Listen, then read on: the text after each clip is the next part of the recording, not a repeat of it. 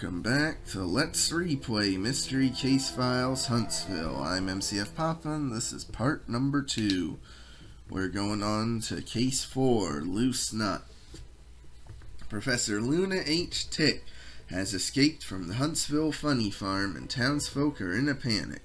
Authorities need your help locating the lost loon before she can cause any mayhem. Track the missing madwoman by searching for clues at Ivan's Cafe, Hunt and Peck, and the Science Museum. When you've found enough clues, use a crime computer to pinpoint Luna's whereabouts and get her back to her rubber room. Yeah, once again, at the attorney's office.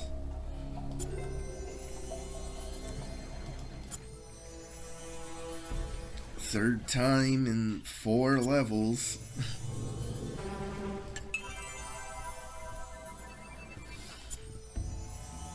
By the way, it just feels kind of weird in that there's no location sound effects. It's just background music is all that's playing.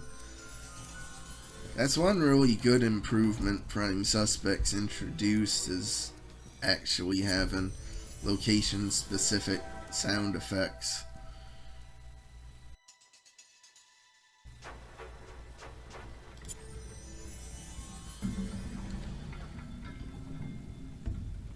I wonder, though, if the people developing this game had any idea that Mystery Case Files would grow into such a big series to the point where, like, even after Big Fish Studios got shut down, it got taken up by various other developers.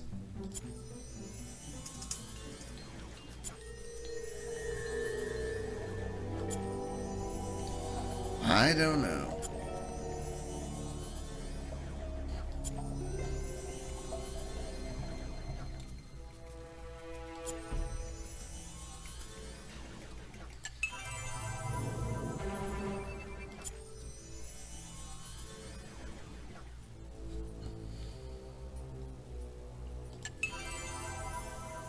I also don't really know what this is supposed to be. I guess it's a doorway to the outside and it's like overcast and stormy out there, I guess.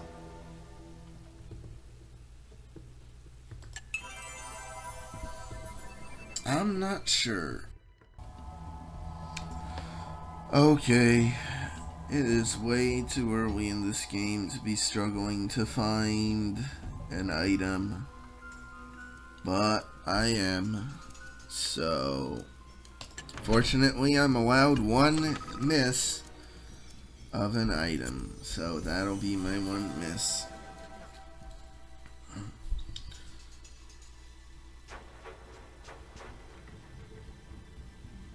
Like, the Science Museum, though, is a really interesting location, because it's, like, got all this, like, weird old-timey, like, electronic sort of stuff.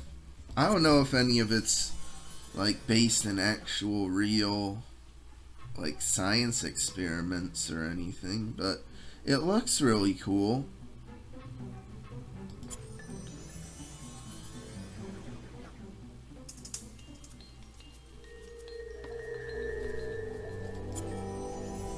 And I like the cow getting abducted by a UFO, too.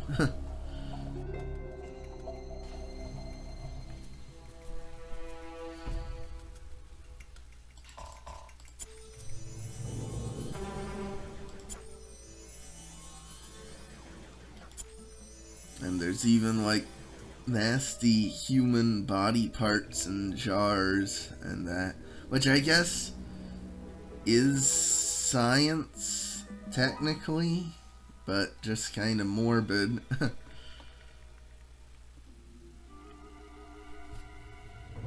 The whole thing, it looks like this is like in someone's basement or something with the stairs going down. I suppose this could be the ground floor going up to a 2nd floor too, but still.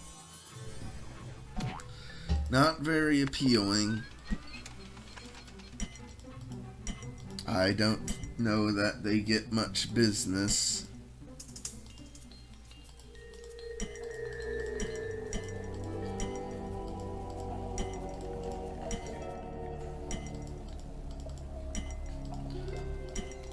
And I really like this end of level mini game. Even though Prime Suspects did it better by having multiple mini games for the end of the level, like this one's still just on its own really solid.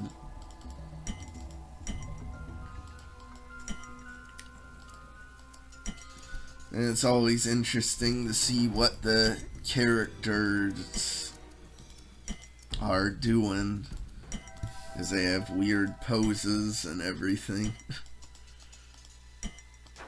Also gotta love her name, Lunatic. What a funny, clever pun that took me way too long to actually get. First rate, Agent MCFPapa. Looks like Professor Tick has been hiding out in the Science Museum and conducting rather unorthodox experiments. Thanks to you, this nutty professor is going straight back to his straitjacket. Your phenomenal finding faculty awards you the new detective ranking of Investigator. Click below to unlock your next mission. Case 5, The Way to a Man's Heart. Mrs. Larson, curator of the Huntsville Art Museum, suspects her husband Bill of marital infidelity. She needs your help uncovering clues left behind at suspected rendezvous points, including Alice's Diner and the Captain's Inn. When enough evidence is collected, use the crime computer to unravel the mystery of Bill's nightly absences. Yeah, it took me several years to even understand what the heck marital infidelity was. I didn't know when I was a kid. I loved playing the level though, but I didn't know what they meant by that.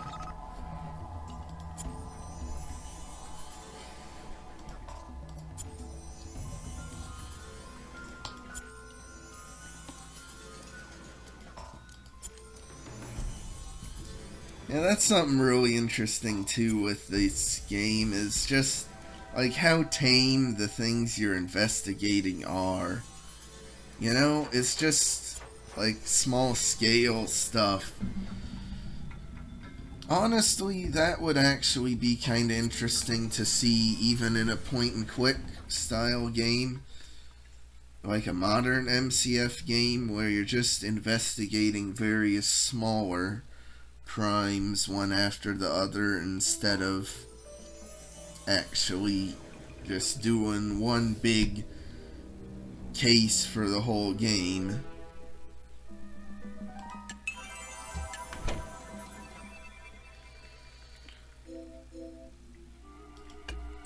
And plus I love how they give off the small town vibe even with like the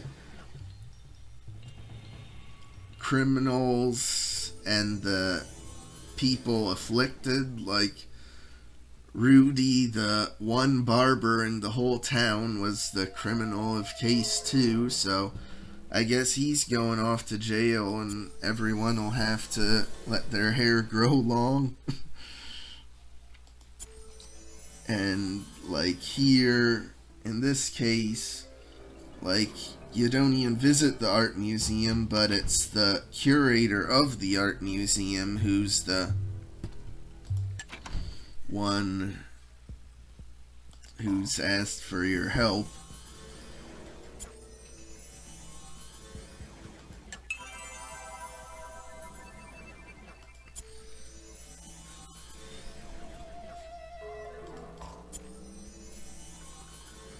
And like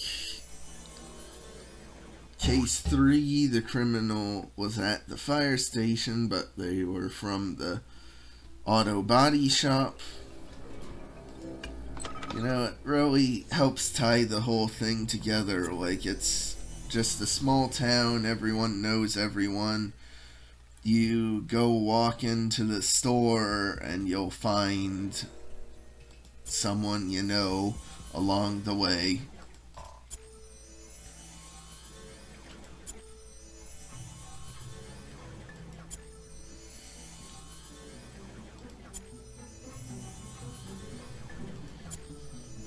I really do like the clock shop for just how creative they were, like having a melding clock reference, having hourglasses for you to find, having a time clock, even having a clock that's backwards, having the Aztec clock, having a sundial, having time signatures from music, because that's time related.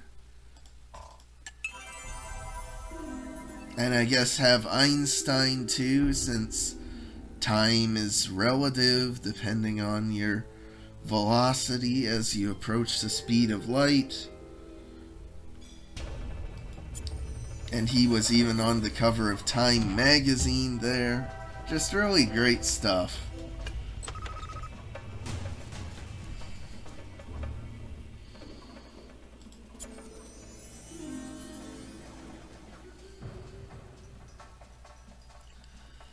And now for the captain's inn, like, if you're on a business trip and you're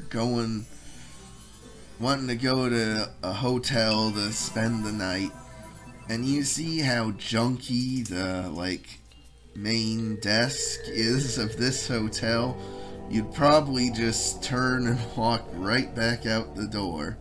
But I guess since it's presumably the only hotel in town, you're kinda stuck with it.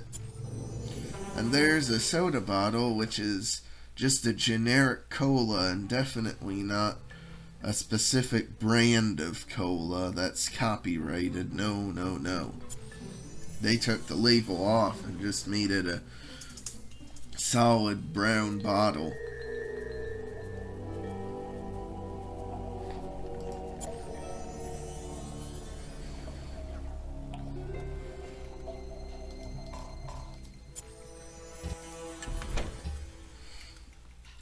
Something that's kind of weird though is that there's no like grocery store location in the town.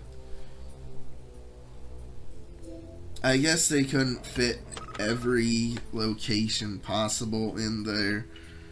But it's just kind of weird because they do have quite a few other locations that are like needed for a town to run. Well, I guess there isn't like a doctor's office either.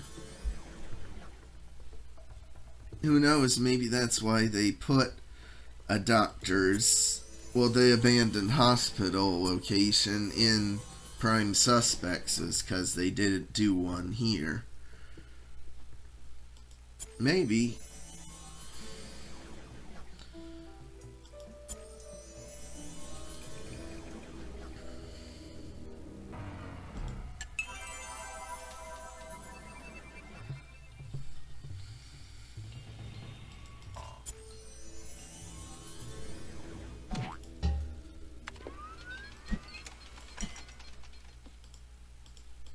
Alright, now for this guy.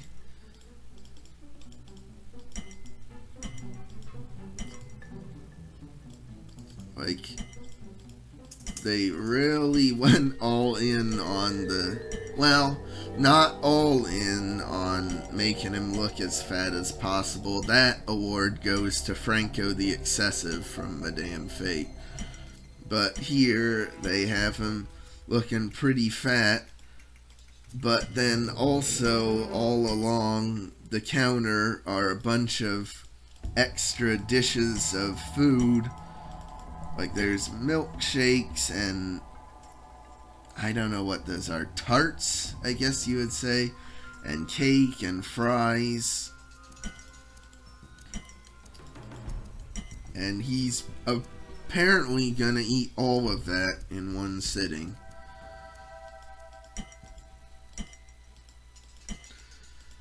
So, moral of the story, eat healthy, and if you're eating unhealthy, at least don't eat quite as much junk food as he is. Amazing detective work, Agent MCFPapa. You have pieced together a surveillance photo of Bill Larson in passionate embrace with a chicken breast sandwich. Innuendo. Mr. Larson obviously has an eating problem, but his wife will be grateful to be informed he is abiding his vows. Your investigative aptitude has confirmed your new detective ranking of Bird Dog. Click below to receive your next mission. I don't know who at the MCF agency decided that investigator, that's a good sounding rank, but the rank right above it is Bird Dog. What a stupid name for a rank, Bird Dog. I don't know what they were thinking. Is that a real crime rank like Slewfoot? I don't know. Case 6, Scam Artist. Visiting art historians have recently discovered that several masterpieces housed within the Huntsville Art Museum are fakes. Town citizens are outraged and need your help exposing the pretend Picasso. Scour the bookstore, fire station, art museum, and other crime scenes for clues. Bring clues to the crime computer for analysis and find the duplicitous scoundrel who is responsible for these fraudulent fakes. It's really interesting that the curator of the art museum is not the client for the case related to forgeries in the art museum. That's kinda weird.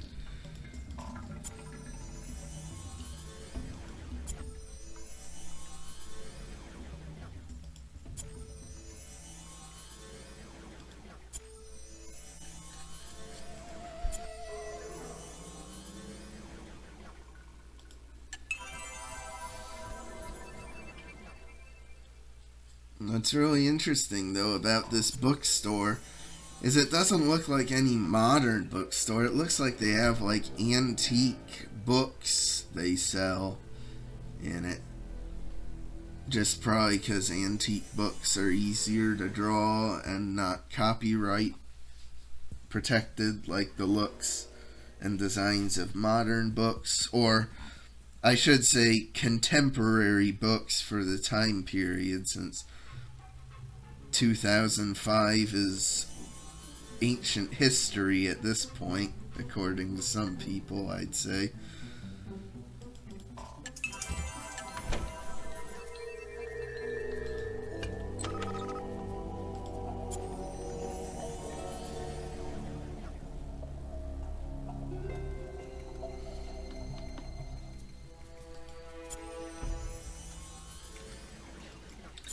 I wonder how many fire stations actually have a Dalmatian as like a fire station dog. Because that's always the stereotype that, oh, the fire department has a Dalmatian. That's what Dalmatians are known for. That's like the most famous thing associated with Dalmatians. Even more famous, I'd say, than the movie 101 Dalmatians. But, like, does that ever happen in real life? Did it ever happen in real life? Is it like something that happened back in the day and we gradually fell away from doing that? Or is it just a stereotype that was made famous by like one dog and then the stereotype stuck for decades after the fact?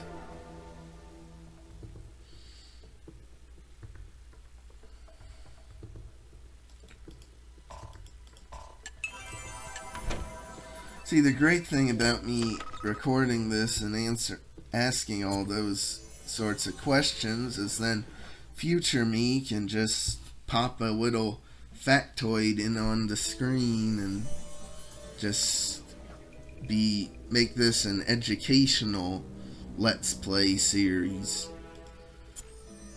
Like how my Hidden Expedition Everest series was super filled to the brim with factoids and stuff, because I just kept on questioning things in that game.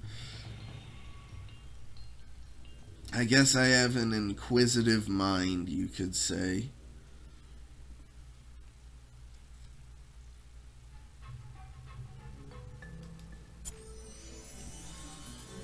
And yeah, that's considered shears. And that's considered shears, but those are clearly scissors. Why not just say 2 scissors? Do people really actually refer to scissors as shears? Is there a specific,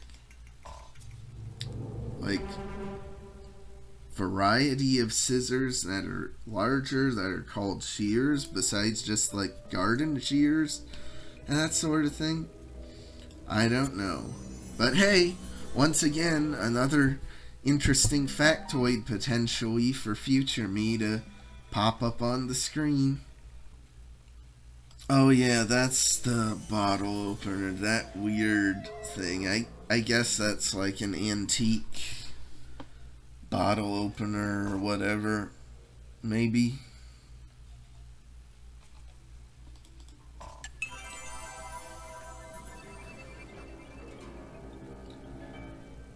Oh yeah, there's the grapes. Alright. Yeah, I guess I'll do the toy land first. I really like the toy land because it's just so colorful and got all the different blocks.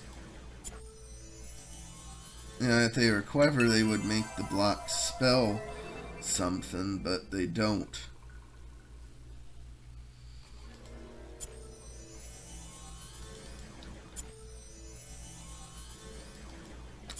And I assume all of the, well, maybe not all, but at least most of these are actual, like, real antique toys. Like, that duck looks like it really did exist. And, like, that doll, and, like, that, like, toy radio looking thing.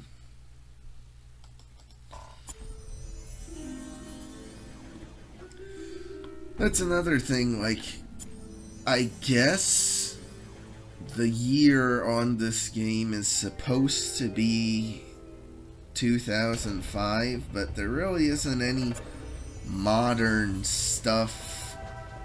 Well, once again, contemporary for 2005 stuff going on in the game.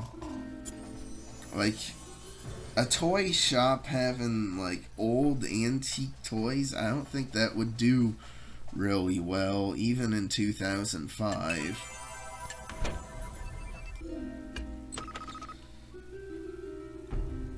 But I guess maybe they did that on purpose to give it, like, a timeless look, because they didn't know really who would be wanting to play this, so that way, like, kids born in 2000 who get the game when they're 6 years old, like me, can enjoy it, but people in, like, their 60s who just want a calm, casual game to play on their newfangled computer thing can enjoy it too.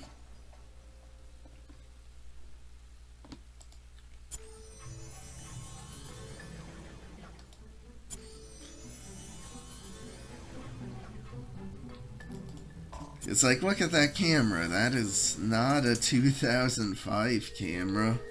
That's more like a 70s-ish camera, I'd say. In my professional opinion, as an evaluator of cameras in hidden object games from 2005.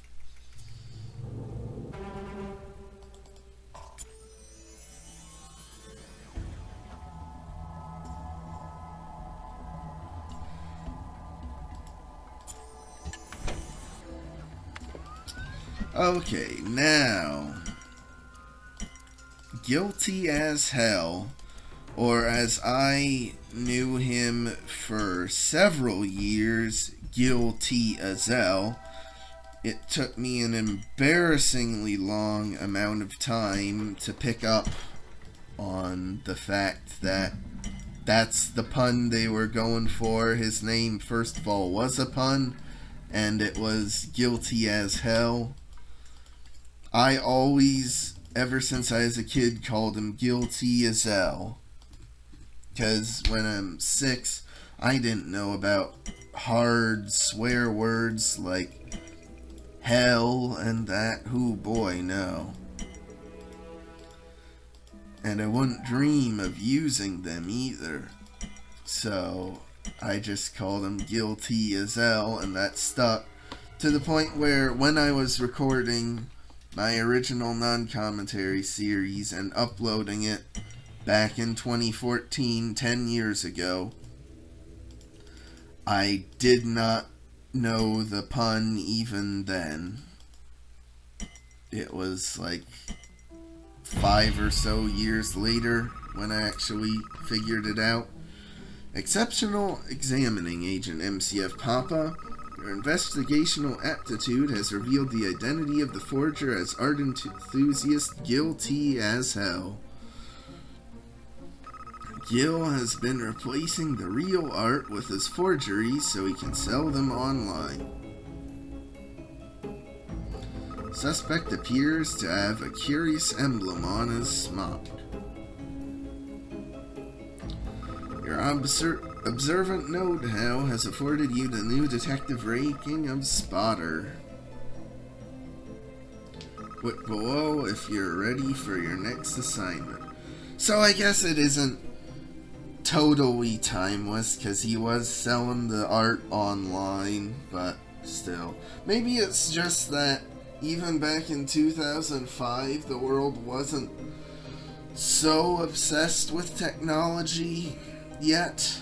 You know, like smartphones weren't even a thing yet.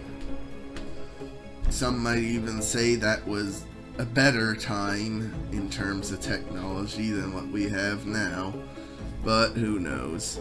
And by the way, like, it says a curious emblem on his smock, but the super secret organization logo is over here on the bike wheel.